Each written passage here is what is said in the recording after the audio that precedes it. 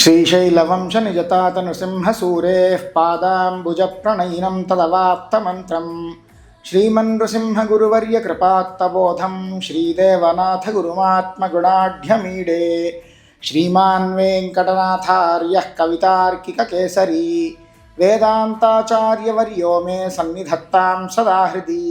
श्रीमते रामानुजाय नमः। तत्त्वमुक्ताकलापाख्ये ग्रन्थे अष्टपञ्चाशः श्लोकः। प्राच्ये स्नेहादिनाशे चरम इव दृढोऽनन्तरं दीपनाशः सामग्र्यन्यान्यकार्यं जनयति च न चानेकदीपप्रतीतिः साम्यादे स्यात्तु तद्धीः प्रवहणभिदुराः सप्रभास्तत्प्रदीपाः निर्बाधा भास्करादौ प्रथयति नियतं प्रत्यभिज्ञास्थिरत्वम् इति। तत्र इतः पूर्वस्मिन् श्लोके दीपादीनां क्षणभङ्गुरत्वम् उक्तं। तच्च कथमिति अस्मिन् श्लोके विशदीक्रियते आचार्यैः। तत्र उच्यते प्राच्ये स्नेहादिनाशे, नाम आदिमः यः स्नेहः नाम तैलम्, आदिशब्देन वर्ति, आद्ययोः तैलवर्त्योः नाशे दीपनाशः अनुमीयते। कथम्? आद्यः तैलनाशः स्व अनन्तरक्षणे दीपनाशजनकः तैलनाशत्वात् अन्तिमतैलनाशवत् इति अनुमानं। तत्र आद्यः यः सामग्रीनाशः तैलस्य वा उत वर्तिकायाः वा नाशः अस्ति, सः सामग्रीनाशः तद् अनन्तरक्षणे दीपनाशजनकः, दीपनाशं प्रति कारणं भवति। कथमिति चेत् यथा अन्तिमसामग्रीनाशः अन्तिमदीपनाशस्य कारणं तद्वत् इति अनुमानेन तत्र ज्वालाभेदः ज्ञायते।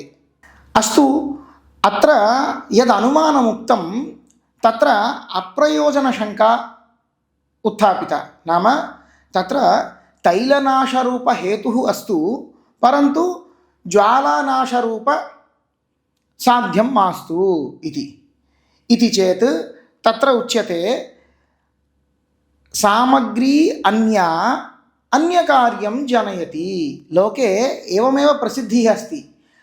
सामग्रीभेदेन कार्यभेदः, नाम कारणसामग्रीभेदेन कार्यं भिद्यते इत्येव लोके दृष्टमस्ति। अतः तत्तत् सामग्रीभेदेन तत्तत् कार्यभेदः नाम ज्वालाभेदोऽपि सिद्ध्यत्येव इति तर्कः तत्र उक्तः। तर्हि एवं रूपेण ज्वालाभेदः अनुमानेन सिद्धश्चेत् युगपदेव बह्व्यः ज्वालाः नानुभूयन्ते इति चेत् यथा ज्वालाभेदः सिद्धः एवं योग्यानुपलब्ध्या एव ज्वालानाशोऽपि तत्र ज्ञायते, अङ्गीकर्तव्यं भवति। यदि तत्र ज्वालानां नाशाभावात् बह्व्यः ज्वालाः स्युः तर्हि उपलभ्येरन् इति कृत्वा योग्यानुपलब्ध्या तत्र ज्वालानाशोऽपि अङ्गीक्रियते। तदेव उच्यते सामग्री अन्यकार्यं जनयति। भिन्नभिन्नसामग्री चेत् कार्यमपि विभिन्नं जनयति।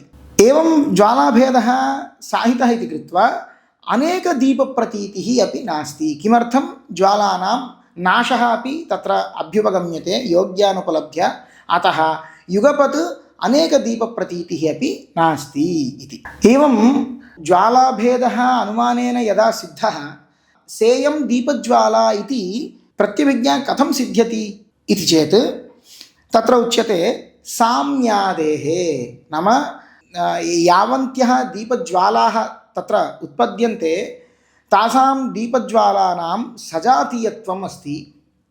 एवं साम्यादेः इत्यत्र आदिशब्देन तत्र दोषः, यः द्रष्टा पश्यति तत्र दीपज्वालानां भेद अग्रहरूपदोषः, नाम इन्द्रियसामर्थ्याभावात् तत्र दीपज्वालानां मध्ये यः भेदः सः ग्रहीतुं न शक्यते इति कृत्वा सेयं दीपज्वाला इति बुद्धिः उत्पद्यते इति उच्यते।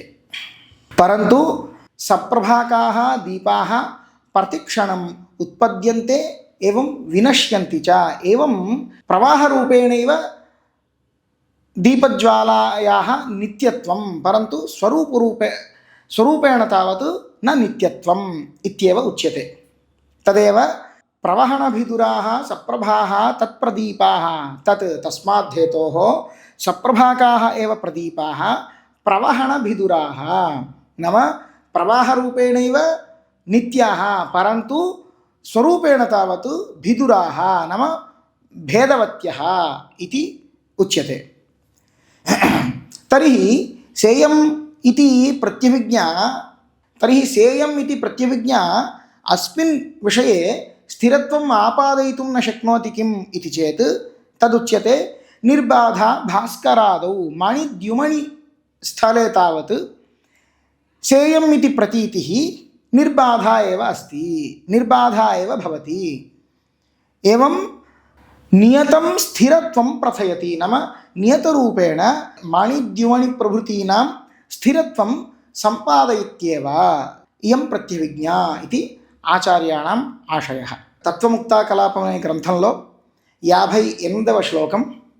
ఇంతకు ముందు శ్లోకంలో దీపాదులు క్షణికములు అని చెప్పి ఆ దీపం ఏ విధంగా క్షణికం అన్నది ఈ శ్లోకంలో అనుగ్రహిస్తున్నారు స్వామి దేశికులు। ప్రాచ్యే స్నేహాదినాశే చరమ ఇవ దృఢోనంతరం దీపనాశః అని। మొట్టమొదటి తైలనాశం ఏదైతే ఉందో, దీపం వెలిగించిన వెంటనే మొట్టమొదటి తైలనాశం ఏదైతే ఉందో ఆ తైలనాశం తదుత్తర క్షణం, ఆ తరువాతి క్షణంలో ఉన్న దీపనాశానికి హేతు అవుతోంది। ఎలా తెలుస్తోంది అంటే ప్రాచ్యే స్నేహాదినాశే అనంతరం దీపనాశః దృఢః యథా చరమే దీపనాశః దృశ్యతే ఇది। అంటే మొట్టమొదటి తైలనాశము ఆ తరువాతి క్షణంలో ఉన్న దీపనాశానికి హేతు అవుతోంది। ఎలాగా అంటే ఇక్కడ అనుమానం తైలనాశః స్వ అనంతర క్షణ దీపనాశ జనకః తైలనాశత్వాత్ అంతిమ తైలనాశవత్। ఎలా అయితే దీపపు ప్రమిదలో ఆఖరి బొట్టు, తైలపు బొట్టు ఏదైతే ఉందో ఆ బొట్టు నాశం అవడం చేతనే ఆఖరి దీపం ఏదైతే నశిస్తోందో, అలాగే దీపపు ప్రమిదలో ఉన్న మొదటి దీపపు బొట్టు కూడా, బిందువు కూడా నాశం అవ్వడం వల్ల మొదటి దీపం ఏదైతే ఉత్పత్తి చెందుతోందో ఆ మొదటి దీపానికి నాశకమవుతోంది ఈ మొదటి తైల బొట్టు అని అనుమానం।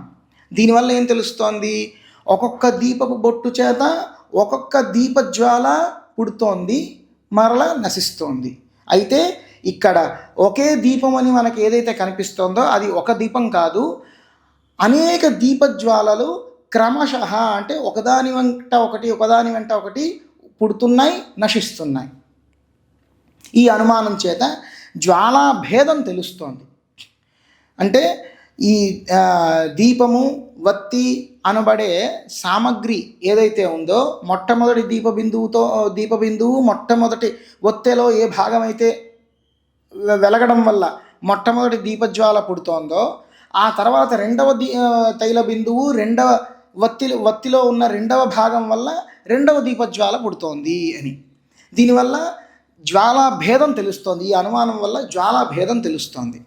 సరే, ఇక్కడ అనుమానం చెప్పినప్పటికీ అనుమానంలో అప్రయోజన శంక చేస్తున్నారు పూర్వపక్షి। అంటే అనుమానంలో ఏ హేతు అయితే మీరు చెప్పారో ఆ హేతు ఉండొచ్చుగాక, కానీ సాధ్యం ఏదైతే మీరు సాధించాలనుకుంటున్నారో ఆ సాధ్యం లేకపోవచ్చు కదా అని। అంటే ఉదాహరణకి పర్వతో వహ్నిమాన్ ధూమాత్ అని అనుమానం। అంటే పర్వతంలో ధూమం ఉంది కాబట్టి ఇక్కడ వహ్ని ఉంది తీరుతుంది అని వహ్నిని సాధిస్తాం ధూమం అనే హేతువుతో। ఇక్కడ అప్రయోజన శంకాన్స్ అంటే పర్వతంలో ధూమం ఉండవచ్చుగాక, కానీ వహ్ని లేకుండా, ధూమం ఉండవచ్చు కానీ వహ్ని లేకుండా ఉండుగాక అని అప్రయోజన శంక। అప్పుడు ఇలాంటి అప్రయోజన శంక వచ్చినప్పుడు అనుకూల తర్కం చేత ఈ శంకా నివారణం చేస్తారు। అంటే ఒకవేళ వహ్ని లేకుండా ధూమం ఉన్నట్లయితే ఈ ధూమం వహ్ని వల్ల జనించినది కాజాలదు అని। అంటే వహ్ని లేకుండా ధూమం గనక తెలిస్తే ఎక్కడైనా ఉన్నట్టయితే అప్పుడు ఈ ధూమం వన్ని వల్ల పుట్టింది అని చెప్పడానికి కుదరదు. కానీ లోకంలో ధూమం వన్ని వల్ల పుట్టింది అని చెప్తున్నాం కాబట్టి ఇక్కడ ధూమం ఉంది అని అంటే ఖచ్చితంగా వన్ని కూడా ఉండి తీరాలి అని. అలాగే ఇక్కడ మీరు చెప్పిన హేతు ఏంటి? తైలనాశం అనే హేతు ఉండొచ్చుగాక, కానీ తదుత్తరక్షణ జ్వాలానాశకం అనే సాధ్యం అక్కడ లేకుండా పోవచ్చు కదా అని అక్కడ అప్రయోజన శంక. ఈ శంకకి సమాధానంగా రెండవ పంక్తిలో అనుకూల తర్కాన్ని అనుగ్రహిస్తున్నారు. సామగ్రి అన్యకార్యం జనయతి. ఏమయ్యా, లోకంలో ఎప్పుడైనా కారణ సామగ్రి భేదం వల్ల కార్యం కూడా భిన్నంగా తెలుస్తోంది.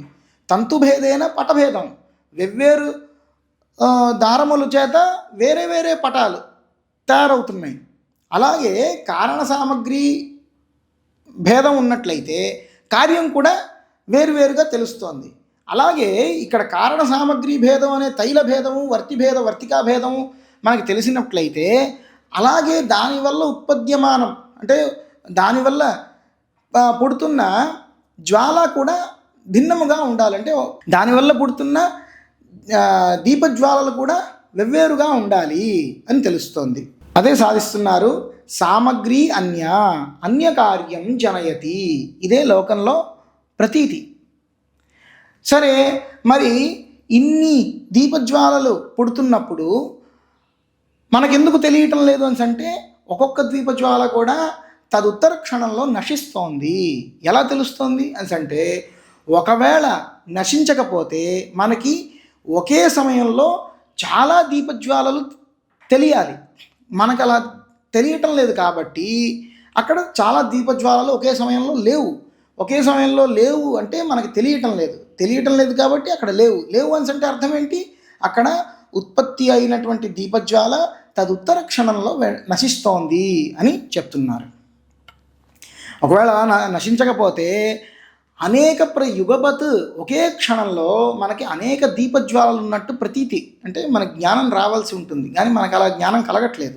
మరి ఒకే దీపం కాదు, చాలా దీపజ్వాలలు పుడుతున్నాయి, నశిస్తున్నాయి అని అనుమానం చేత సాధించిన తర్వాత మరి సేయం దీపజ్వాల అదే ఈ దీపజ్వాల అని ఎలా మనం వ్యవహారం చేస్తున్నాం? ఇది తప్పు కదా.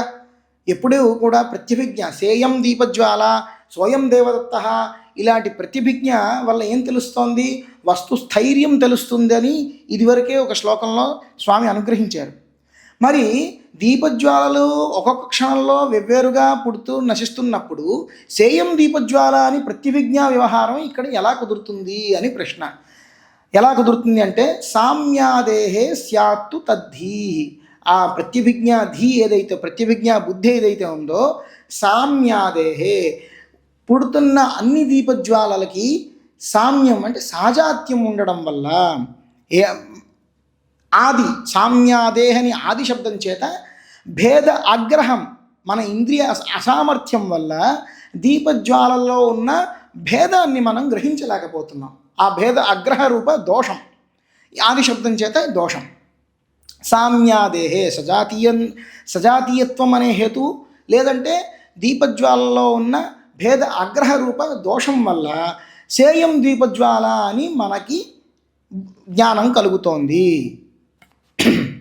అంతే తప్ప ఈ దీపజ్వాలలు ఏవైతే పుడుతున్నాయో ప్రతిక్షణం అవి సప్రభాకాహ ప్రదీపాహ, ప్రభతో కూడినటువంటి దీపములు ఒక్కొక్క క్షణంలో పుడుతున్నాయి, నశిస్తున్నాయి.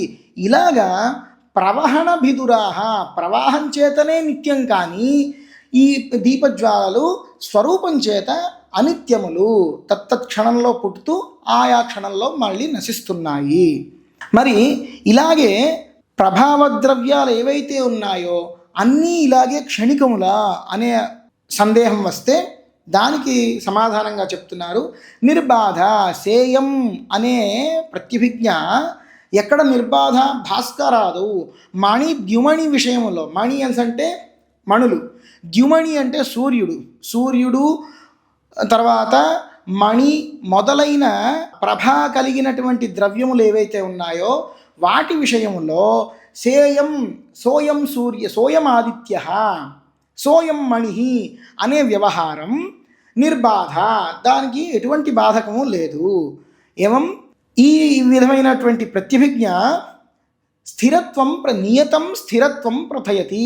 నియతం అంటే నియతముగా నియమముగా స్థిరత్వం ఆయా వస్తువు యొక్క స్థైర్యాన్ని తెలియజేస్తోంది అని స్వామి అభిప్రాయం. ఇక్కడ ప్రాచ్యే స్నేహాదినాశే చరమైవ దృఢోనంతరం దీపనాశ సామగ్ర్యన్యాన్యకార్యం జనయతి చ నచానేక దీప ప్రతీతి సామ్యాదే స్యాత్తు తద్ధీః ప్రవహణభిదురాः సప్రభాస్తత్ప్రదీపాः నిర్బాధా భాస్కరాదౌ ప్రథయతి నియతం ప్రత్యభిజ్ఞా స్థిరత్వం. కవితార్కిక సింహాయ కళ్యాణ గుణశాలినే శ్రీమతే వెంకటేశాయ వేదాంత గురవే నమః. శ్రీమతే రామానుజాయ నమః.